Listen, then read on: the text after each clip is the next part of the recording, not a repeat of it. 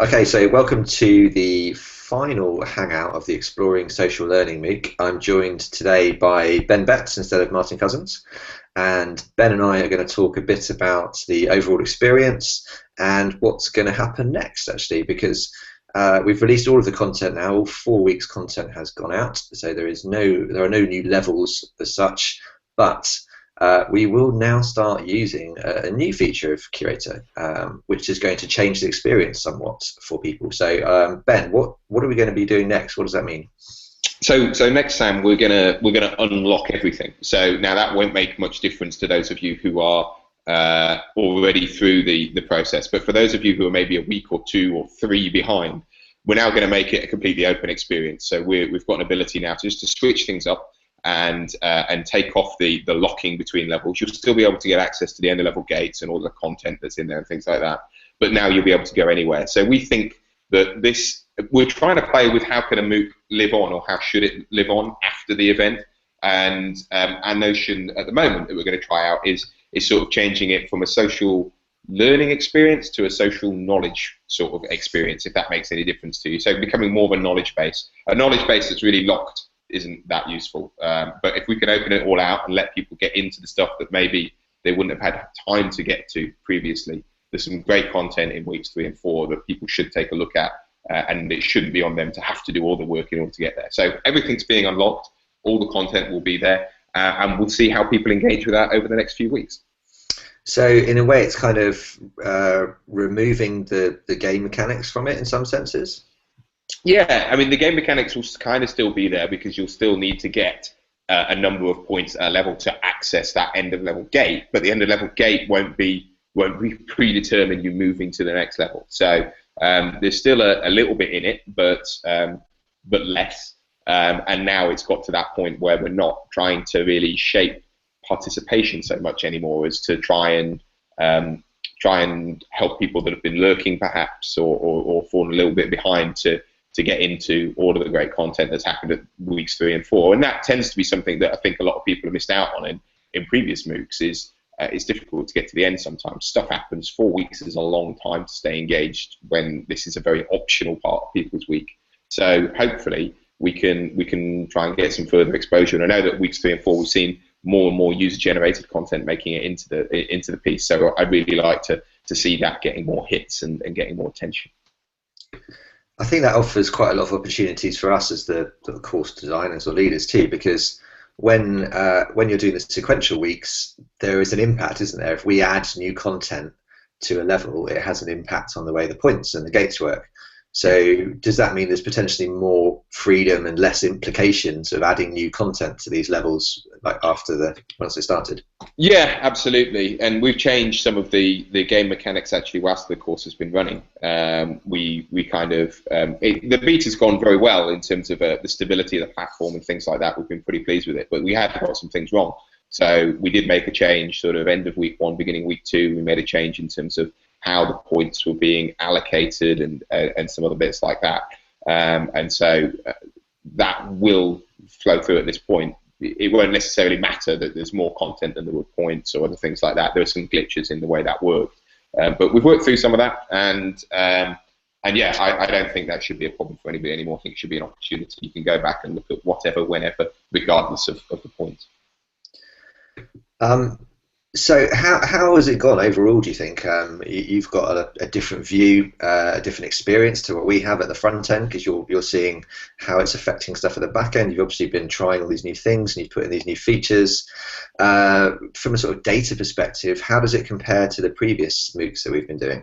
It's been quite interesting, actually. I mean, first of all, it has been a successful experience. There's just no doubt about that. We've had more people engage with this MOOC on exploring social learning than we have on our previous ones in terms of the 4 weeks whilst we've been running. We've never had such a popular experience. So that's a really good testament to yourself and Martin and everybody else who's been pitching in. So it has really worked.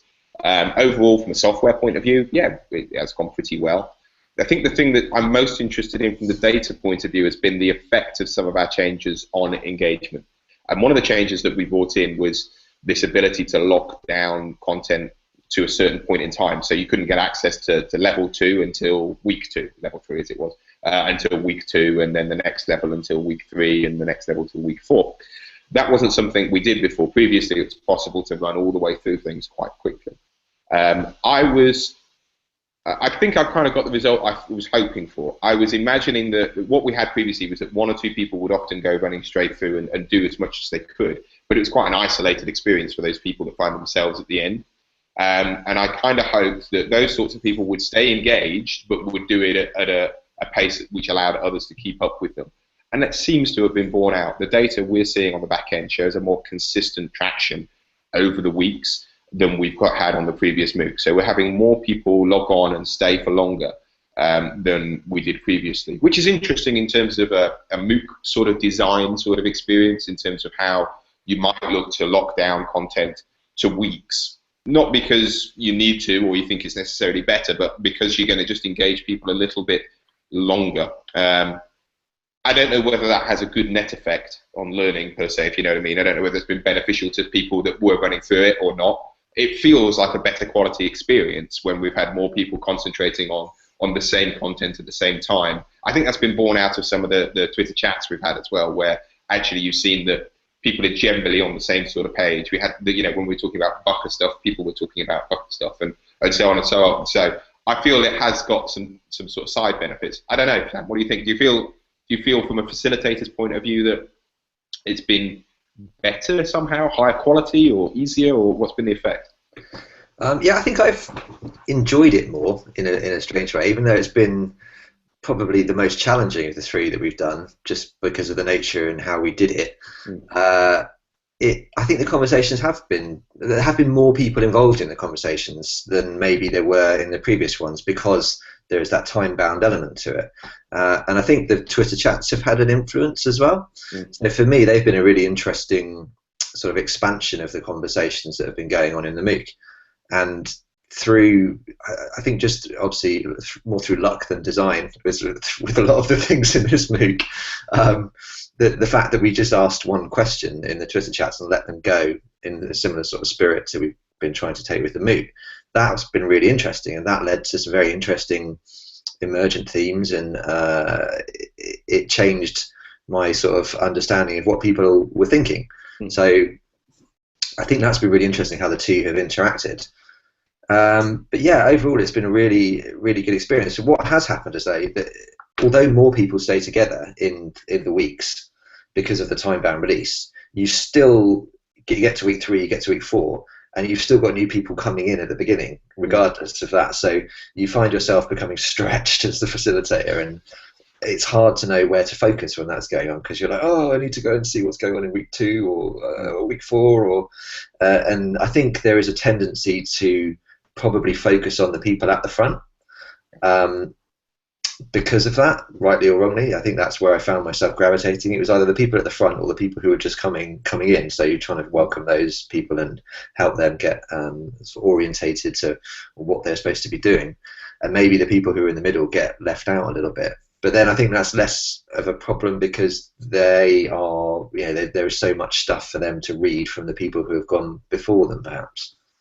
Yeah, no, that's kind of interesting. I think it's kind of bears out of this sort of social learning experience that you guys put together for us here is the importance of facilitation, the role for the instructor and things like that has changed. I mean, there was quite interesting. The last Twitter chat you did, you had Jane Hart come on and contribute quite a lot. Obviously, she's very well known figure in our space, and one of her sort of mantras is that the L&D department should be getting out of the way of social. I kind of disagree and agree at the same time. I kind of feel like there's this sweet spot whereby when you're getting it right as a facilitator in a social learning experience, people won't be aware you've done anything at all. But actually, there's been quite a lot of work behind the scenes there, and the way in which you onboard people, the way in which you lead conversation at the front is an important part of that. It's not to say that I think the L&D department is the hub of it all. I think that's not true, but I do think being a little bit deliberate in your design, a little bit deliberate in your facilitation, and you won't see it because you yourself and Martin have a very serene, swan-like appearance on the surface. But dealing with the complexity And the ambiguity of an emergent social learning experience like that takes real guts and takes real concentration, because you're not in control, and that's great. But at the same time, you have to be very willing and able to let conversation go in new directions, to give people the opportunity to do that, but still keep it within some bounds of what the wider mass wants to be interested in. Because it's really easy to be taken off by one or two leaders into an area that's not actually what the mass of, you've got 550 people here, so whilst one or two people might want it to go that way, and they might be very vocal, that might not be what the mass or the silent majority want. Mm. Yeah, it's been quite an interesting experience, as you sort of allude to there, the emergent nature of it, because although we've been talking about this MOOC for, well, months really, probably we were talking about it back in October, at least last year, weren't we, as to when we were going to do the next one in November perhaps, and we kind of decided that it was going to be something on social learning, but it kind of, I think to be fair, we only settled on the actual structure maybe 4 or 5 days before we actually launched it. And then you've got your iPad, and then you got your iPad nicked after we shot a lot of good video for it. Then I got all my stuff nicked, yeah, which was really helpful. So I think kind of what we ended up doing was taking an enforced agile approach to it. Instead of having the previous courses, we designed the whole thing. We'd got all of the content in place for every level, going the whole way through before we opened it. And we may have added a couple of bits along the way, but probably just 2 or 3 pieces of content for either of those 2 other MOOCs. Whereas this one, we've basically, each weekend of the MOOC, we've kind of got together, Martin and I spent a couple of hours putting together the resources and then publishing it on the Monday. So that's meant that we've been able to incorporate the blogs that people have written, or the links that people have contributed, and that's been really cool. So it's just kind of, some of it's been crowdsourced in a way, but really it's just been about responding to what people are interested in, and being able to pull in other people's knowledge and amplify that, which has been the greatest part of it, I think, for me. I totally agree, and we talked about this before, but I think this is the nature of making a learning experience online truly interactive, is that the actual experience can change based on the feedback and the direction that people want to go. And this is a fantastic example of that.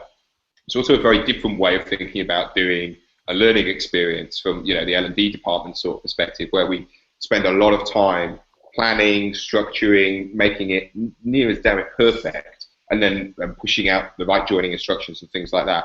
And it's tough, because there is an element of ambiguity and confusion as far as the learner's point of view, and that's what L&D departments up and down the country, all over the world, have got very good at logistics. They're very good at sending out joining instructions, making it as clear as day when you've got to be somewhere, what's expected of you, and people enjoy that. And now we're saying, actually, you know what, in order to make it a more organic, interactive experience that actually gets to the heart of what you want to know about, we can't really do that. And it changes the focus of being really intense in the 6 weeks before the launch of a course to being much more responsive during a course. But that's tough, and that's you think about that from the real world point of view. You and Martin log on at the weekend, spend a few hours of your weekends doing stuff for Monday morning. That's a real commitment, and that's something that might not be on the table for people to do in the real world when they're doing jobs. And I appreciate you guys actually have jobs as well, so that changes things. But it's a very different way of setting out to manage it, and to set your stall out right now to say, hey, we're going to run a corporate MOOC, and we're going to have a broad idea of where it's going, but other than that, I've got no real idea, and we're just going to respond. I think that's very gutsy as a decision, but I do think it's the point of the social experience. I do think if we set up a social experience from start to finish in advance, then it doesn't really matter what you say or what you contribute to the content or what you contribute in conversation. You can't change anybody's mind. And that's really what being a learning individual is about being open to change. And so if you as the designers of it aren't open, nobody could say anything in week 1 that changes where you go in week 2. It's not really a learning experience at that point. You're just pushing people through a cookie cutter exercise with some notion, some nod to social. Only when it's truly interactive, when you as the designer lets the course change, have you really got that social learning experience. I think it becomes quite a viable strategy then for the problems that we looked at in week one of the whole, everything that the whole VUCA, volatile, uncertain, ambiguous world throws at people. If you take e-learning as a solution to that, traditional e-learning, it takes months to develop, to design, by which time the people you're designing it for may well have different needs. It treats people like a homogeneous mass. At best, it may put a pre-test at the beginning. It may have some branching scenarios, but it's still sheep dipping people. It's just telling whether you've got black sheep or white sheep. It doesn't really adapt to people. Now, classroom training can do that. A good trainer can get in front of a class and can tell, or can adapt and be more agile and bring in the experiences of the group. But e-learning's never really been able to do that. So I think what we're looking at now is we have those tools, and the ability to knock a course together for 500 people in a week and put it out there is something quite new, really, isn't it? I think it's entirely new. It just changes. It's quite simple. It's really not that complex. What you're actually putting over and what you're doing and what Curatr does isn't particularly complex, but it changes everything in the mindset from moving away from that creation of that perfect piece of content. And you look at the world. We talked about this on the course. Taking that time to create the content, or to tap into the subject matter expert's mind, to try and translate it into what you're going to do. World's moved on, man. We're gone. So there might be some compliancy stuff that you need to do, and that's just a legal conformity of that world, and that is what it is. But for anything that's outside of that sphere, the time it takes you is the world will have moved, and at the same time, it's really about the individual's experiences and what they want, not L&D having the perfect answer and getting you to learn it by rote or whatever. So, yeah, I totally agree.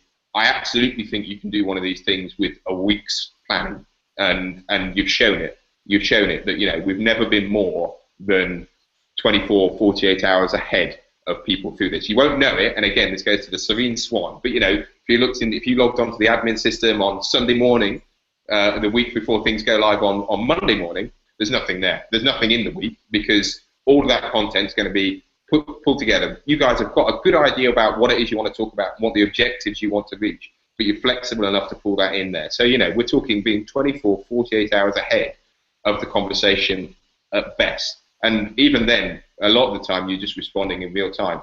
Oh, I'd quite like to learn more about this. So you go off, find something, pull it into the MOOC, and there it is. It's not about the perfect piece of content. It's about trying to help facilitate really good discussions.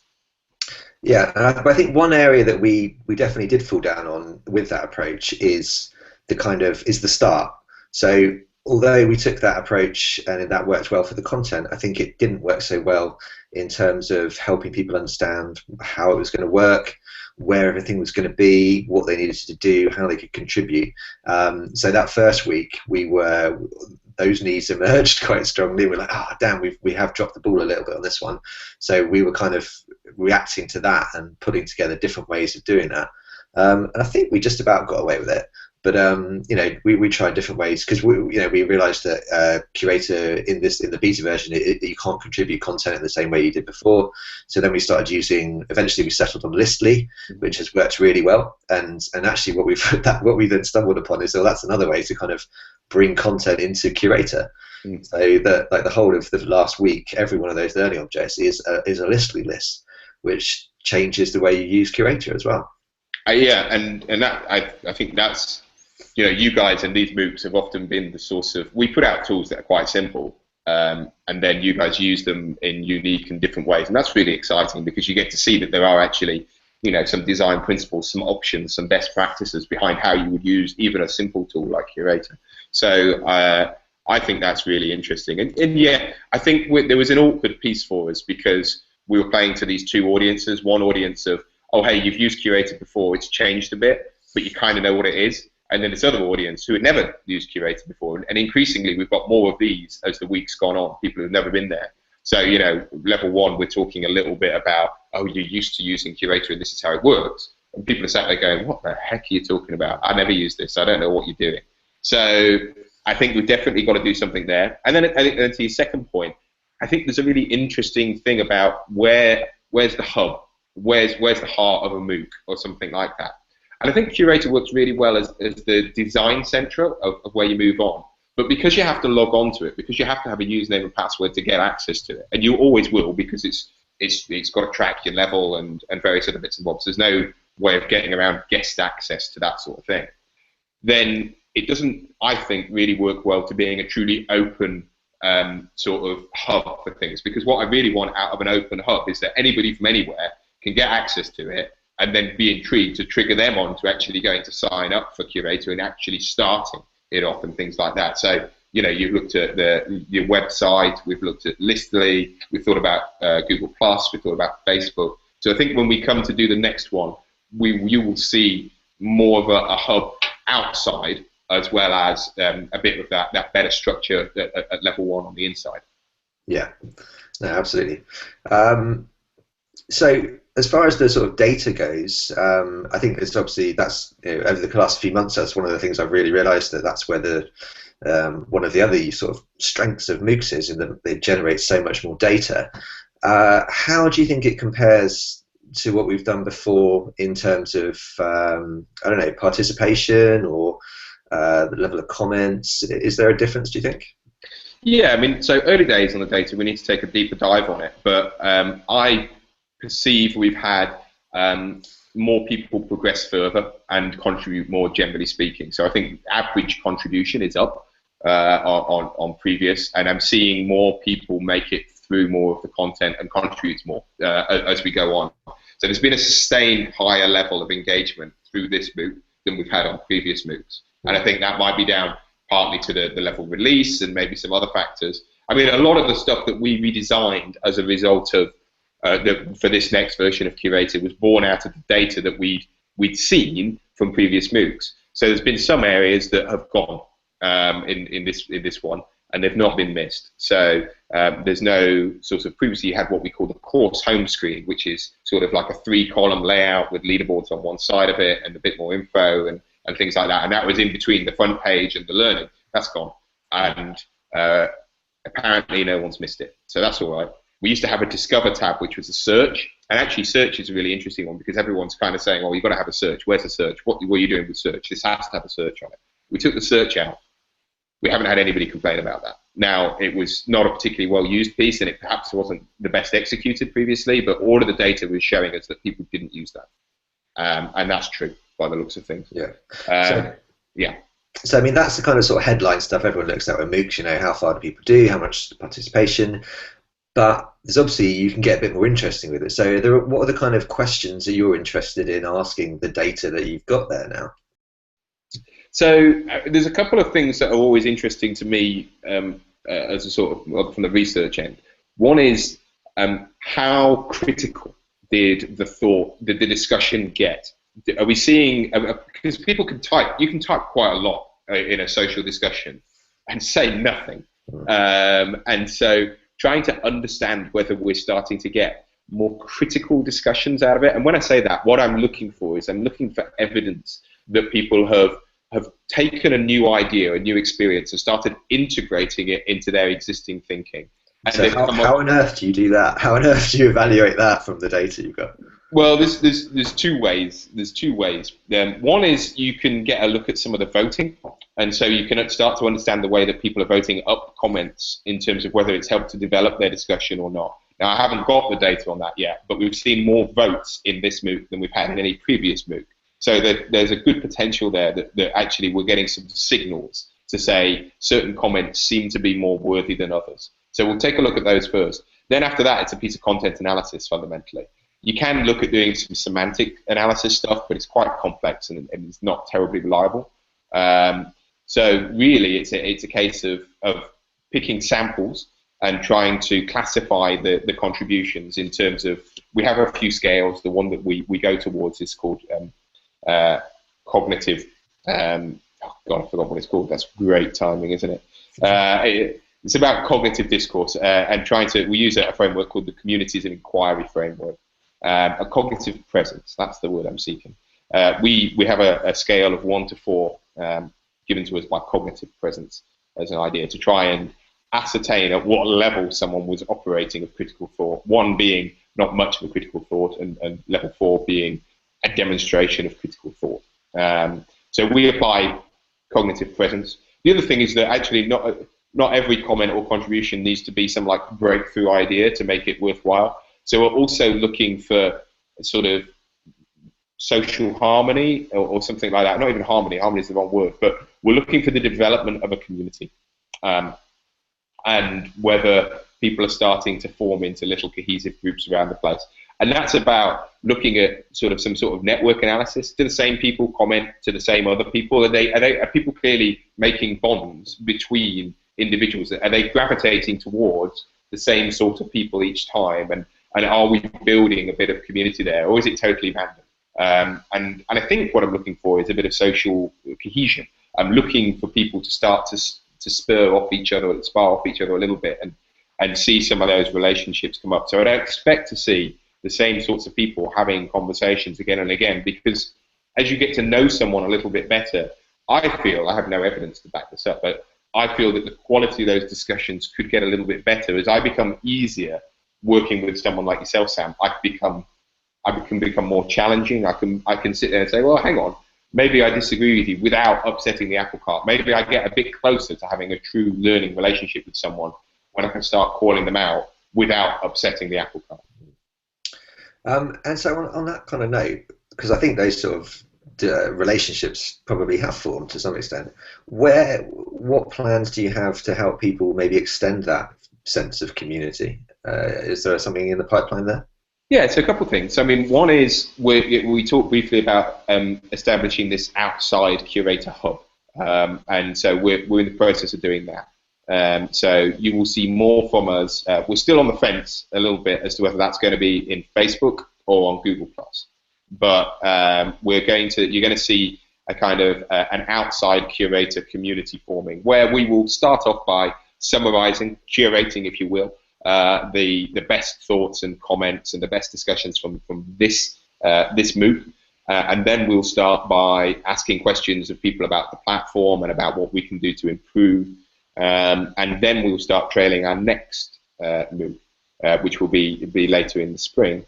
So there's going to be this external community that I hope we will continue the conversation on there. It's always difficult to continue conversations after. Obviously, we're going to do the opening up of the MOOC, so we'll still see lots of stuff going on in there. And then finally, we've got a new little product on the horizon, which is going to be about taking ownership of the data and the input that you've had on this MOOC. Now, we've touched in this area before as a personal learning locker, and that's coming back. So you'll expect to see a prototype in the coming weeks and months as we allow you to export the data that you created during your participation in the MOOC and start to have it be a sort of a center of your personal learning network. So we've got some more stuff to come there. Fantastic. Sounds really interesting and exciting. So I think we can leave it there. Thank you very much for joining me today, Ben. And we will be in touch with everyone soon to tell you about the latest developments with Curatr and HD2, and also how you can get more from the Explore Social MOOC. Thanks for joining us.